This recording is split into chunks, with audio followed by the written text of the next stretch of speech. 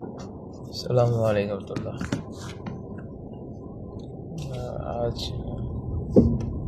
হৃদয়স্পর্শী ঘটনা বলার জন্য ভয়েস দিলাম। সচরাচর আমি ভয়েস দিয়ে কোনো ভিডিও বানাই না, কেননা এটা আমার প্রফেশন না।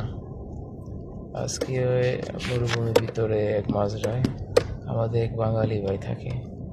প্রবাস কতটা কষ্টের সেই ব্যাপারটা বোঝানোর জন্যই শুধু ভিডিওটা করা। এই হয়েছে তার রুম। এখানে আসছি আমি তার একটু সমস্যা দেখার জন্য। কোম্পানিতে চাকরি করে। গত শনিবার থেকে তার রুমে বিদ্যুৎ নাই। কোম্পানি মাধ্যমে ইনফরমেশন পাই আমি গতকালকে রাত্রে। আজকে দেখার জন্য গেলাম কি সমস্যা এখানে সাইট ভিজিটের ঠিক আছে হিসাবে। এখন এই তার রুম, তার ভিতরে রুমের ভিতরে এই অবস্থা। তার এখন বাহিরে প্রচন্ড ঠান্ডা, টেম্পারেচার 3 ডিগ্রি সেলসিয়াস। এখানে আশেপাশে কেউ নাই, 1-2 কিলোমিটার।